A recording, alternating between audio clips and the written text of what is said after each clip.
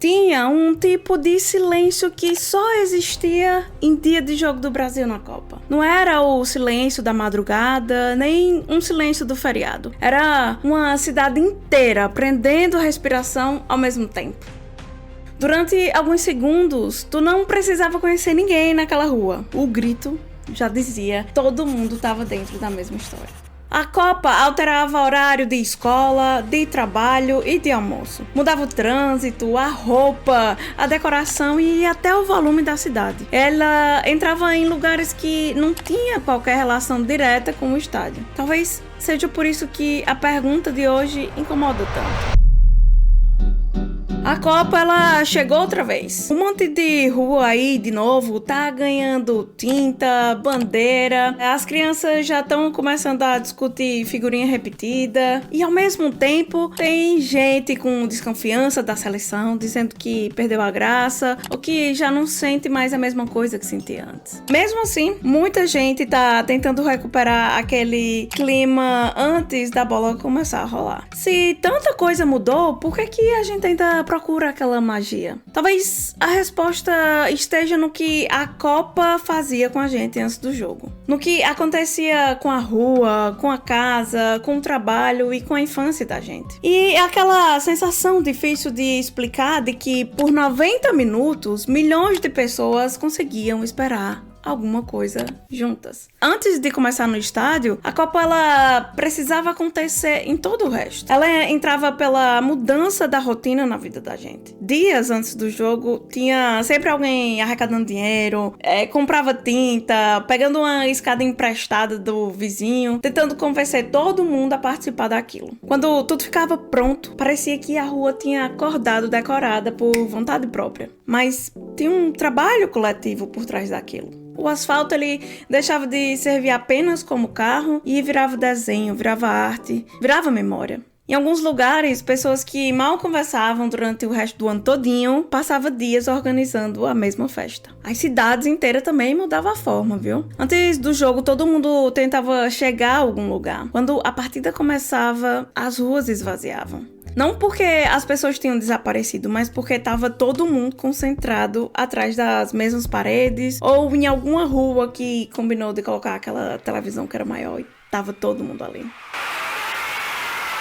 Nas minhas pesquisas, eu tentei individualizar muito as histórias que a gente conta sobre a Copa. Lá em 2010, eu encontrei a pesquisa de um cozinheiro que contou que ele não podia abandonar o trabalho durante a partida. Se saísse o gol, ele tinha que comemorar no meio da panelada lá. Essa frase explica uma coisa muito importante da Copa. O país nunca parou por completo. Muita gente continuava trabalhando. Só que até quem não podia sair tentava abrir um pequeno espaço para participar do jogo. As escolas instalavam telões, empresas reorganizavam turnos, os bares começavam a reforçar as equipes, a cidade se recolhia em alguns lugares e explodia em outros. A experiência ela não dependia da gente estar no estádio. Ela dependia de encontrar uma tela e outras pessoas diante da tela. Houve quem caminhasse quilômetros para encontrar uma televisão. Quem se aglomerasse diante de vitrine de loja, quem dependesse de casa de vizinho, quem acompanhasse tudo pelo rádio. A coletividade também nasceu pela falta de acesso individual. Quando a gente lembra do Brasil inteiro diante da televisão, a memória costuma apagar que nem toda casa tinha um aparelho, nem toda região recebia o mesmo sinal e nem todo mundo assistia do mesmo jeito. A Copa ficou maior do que o jogo porque ela reorganizava espaço, tempo e convivência. O país não acompanhava apenas o placar, compartilhava os esforços até chegar até ele. Talvez a gente não sinta falta apenas da Copa. Talvez a gente sinta falta de uma idade que tinha quando um pacotinho de figura parecia capaz de guardar o mundo inteiro. Uma criança de 5 anos abriu um pacote do álbum e resumiu a lógica da coleção em uma frase. Vem tudo repetido. Para muita gente, a primeira experiência com a Copa acontece antes de conhecer os jogadores. A criança aprende o escudo, compara bandeiras e descobre que sempre existe uma figurinha que ninguém consegue encontrar. O álbum cria negociação, frustração, sorte e encontro. A Copa vista por uma criança raramente segue a pauta do adulto. Ele pergunta sobre cartão, para que serve esse cartão, se vai levar para casa o cartão, se vai devolver pro árbitro, não é, Theo?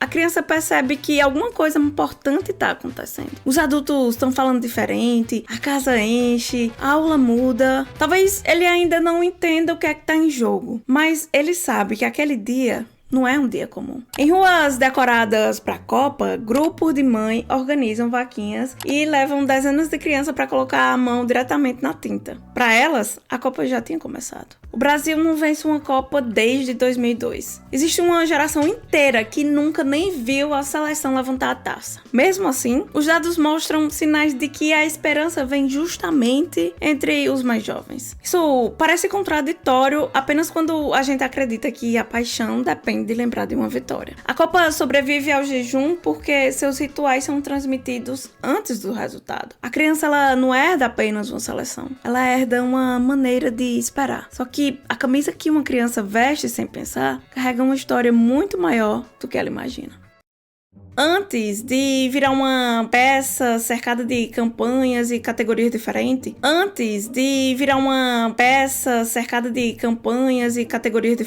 a camisa da seleção era um objeto relativamente simples. Com o tempo, começou a carregar muito mais do que o futebol. Para muita gente, vestir a camisa era uma forma de entrar fisicamente na Copa. Tu até podia estar longe do estádio, não conhecer a escalação inteira e nem entender as regras do jogo, mas bastava usar aquelas cores para o teu corpo também fazer parte de um acontecimento. Para uma criança, a camisa ela podia ser fantasia. Para um jogador, um uniforme. Para uma marca, um produto. Para o torcedor, memória. Nenhum desses sentidos apaga completamente o outro. Ao longo do século XX, o futebol ajudou o Brasil a construir uma imagem de si mesmo. Um país criativo, improvisador e capaz de transformar um esporte estrangeiro em uma linguagem própria. Essa narrativa produziu orgulho verdadeiro. Também simplificou uma história muito mais difícil. O sucesso dos jogadores negros foi usado muitas vezes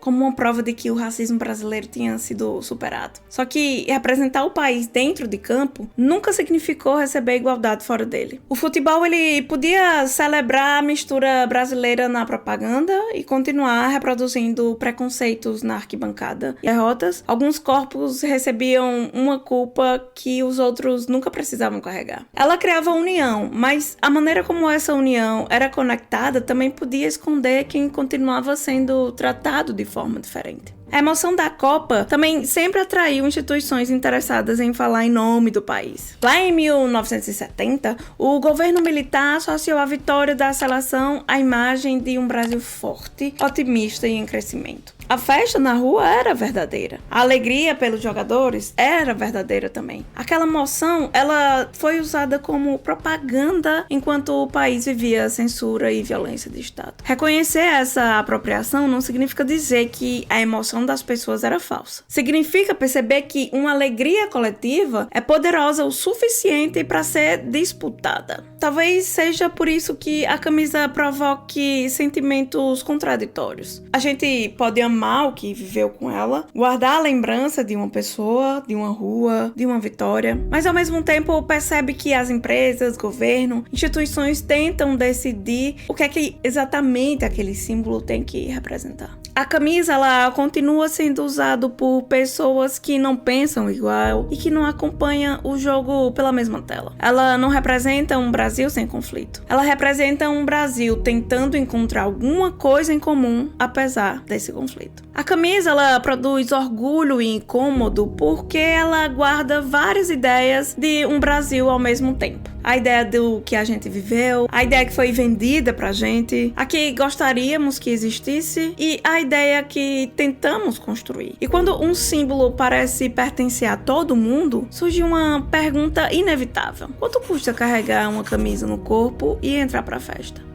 Existe uma forma concreta de entender o preço do futebol. Em 2015, uma comparação publicada pela revista Época calculou quantas horas uma pessoa que recebia um salário mínimo daquela época precisava trabalhar para poder comprar um ingresso mais barato dos campeonatos nacionais. No caso analisado do Cruzeiro, eram 10 horas e 18 minutos. Era praticamente uma jornada e meia para poder comprar 90 minutos dentro de um estádio. E isso sem contar transporte, alimentação, camisa ou qualquer pessoa que tu queira levar junto. Esse levantamento é de 2015 e não descreve automaticamente todos os clubes e o preço de hoje, viu? Também não significa que trabalhadores tenham desaparecido completamente das arquibancadas. Tem aí os programas de sócio, programas e formas diferentes de acesso. Mas existe uma diferença entre dizer que alguém ainda consegue entrar e perguntar quanto da própria vida essa pessoa precisa entregar para poder assistir aquele jogo. Durante décadas, os estádios brasileiros eles foram construídos para receber multidões. A geral era apertada, desconfortável, distante dos padrões modernos de segurança. Também era uma porta de entrada barata para quem não conseguia ocupar os setores mais caros. A modernização trouxe assento numerado, melhor circulação, áreas comerciais e mais conforto. Mas o problema começa quando modernizar passa a significar selecionar economicamente quem é que pode aparecer na imagem do futebol ao vivo. Camisa também ganhou categorias. Existe modelo para jogador, modelo do torcedor, linha de treino, edição especial, colaboração de marca.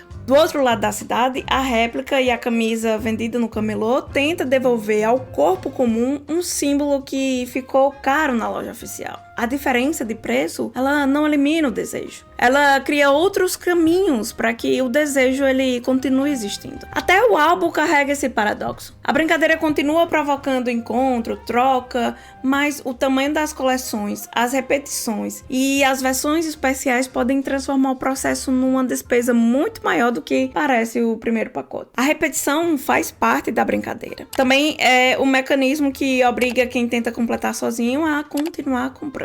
Só que a história ela não termina numa denúncia simples. A mesma coleção que pode ficar cara leva pessoas para a praça, para a escola, para encontros. Desconhecidos começam a conversar, adulto ajudando criança. A cooperação ela reduz o preço do imposto pela repetição. A cultura popular sobrevive muitas vezes desse jeito. Quando uma porta fica cara, a pessoa vai lá e procura outra porta mais barata. O estádio se afasta e a torcida ocupa então o bar. Camisa oficial encarece e aí surge uma alternativa. O álbum fica grande e a troca ganha importância. Uma transmissão se fragmenta agora entre plataformas e alguém encontra um telão, um canal aberto ou outra forma de assistir. O futebol ele continua sendo popular no sentimento. O que deixou de ser igualmente popular foi o acesso a todas as formas oficiais de viver esse sentimento. A festa ela não terminou, ela só precisou encontrar outras portas. E para a maioria dos brasileiros, a principal porta da Copa nunca foi o estádio, foi a tela. Só que agora já não existe apenas uma tela. Em 2002, uma final disputada lá do outro lado do planeta fez o Brasil acordar cedo. A transmissão encontrou uma parcela gigantesca de televisores ligados naquele horário. Isso não significa que todas as pessoas viveram a mesma experiência. Em 2002, uma final disputada lá do outro lado do planeta fez o Brasil acordar cedo. A transmissão encontrou uma parcela gigantesca de televisores ligados naquele horário. Isso não significa que todas as pessoas viveram a mesma experiência, mas mostra um nível de concentração difícil de reproduzir hoje. Uma emissora, uma transmissão, uma narração ou simultânea. A atenção é que circula. O celular participa do consumo esportivo de grande parte dos brasileiros. Isso não significa que uma televisão aberta deixou de reunir públicos enormes. O que existe agora é uma segunda arquibancada funcionando dentro da primeira. Antes, a conversa acontecia principalmente com quem estava ali na sala ou com quem estava ali reunido na calçada para assistir o jogo. Hoje, a conversa ela pode acontecer com 100 pessoas ou no grupo de milhares de pessoas no chat. O sofá se fragmentou, a conversa se expandiu. É muito fácil a gente dizer aqui que o celular acabou com a magia, mas essa conclusão ela é preguiçosa. A internet ela também criou novas transmissões, novas comunidades e novas maneiras de participar. O problema não é existir mais de uma tela. O problema é que nenhuma delas conseguiu permanecer inteira por muito tempo. O algoritmo entrega uma copa diferente para cada pessoa. Uma recebe uma análise tática, outra recebe meme. Aquela outra ali recebe polêmica.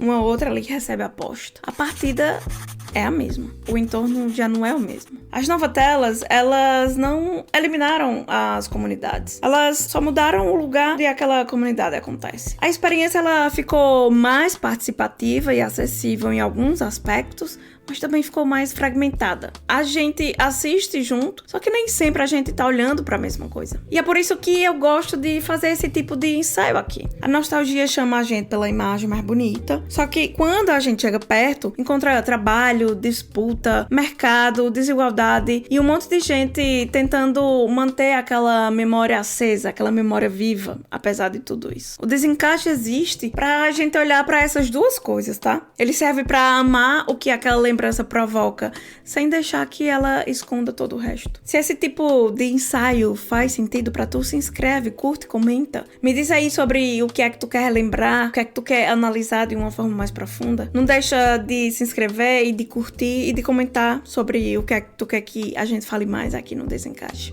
Puxa a cadeira e continua comigo, porque ainda falta responder a parte mais importante. Se existe tanta desconfiança, por que é que as pessoas ainda estão descendo para pintar a rua?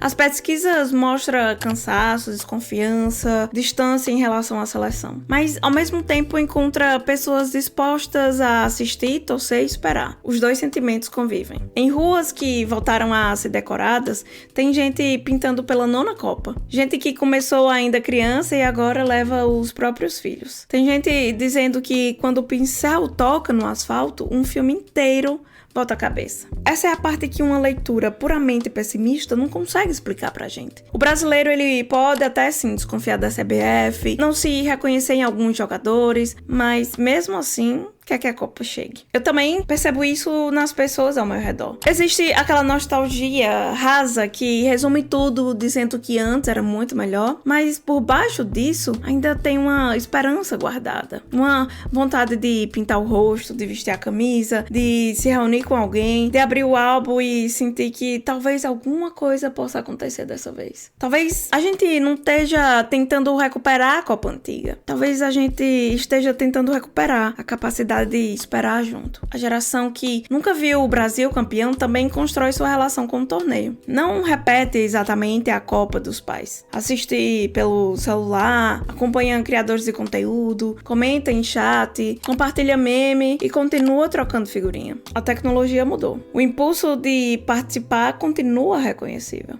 O ritual, ele não tá intacto, mas também não tá morto. Ele reaparece na rua fechada, no telão do bar, na criança preocupada com a ambulância, na pessoa que jura que não liga, mas fica em silêncio quando o hino começa a tocar. A esperança, ela não apaga contradições, não reduz o preço, não resolve o problema de aposta. Não transforma uma experiência fragmentada em algo simples, mas ela explica o porquê, mesmo sabendo de tudo isso, as pessoas ainda continuam aparecendo. A Copa, ela oferece uma coisa rara. Um futuro próximo que milhões de pessoas conseguem imaginar junto, tudo ao mesmo tempo. Um jogo que ainda não aconteceu, um gol que ainda não saiu, uma taça que talvez não venha, mas permite que por algumas semanas a gente possa esperar junto. Talvez a magia nunca tenha pertencido à seleção. Talvez fosse a gente que construía tudo aquilo ao redor dela.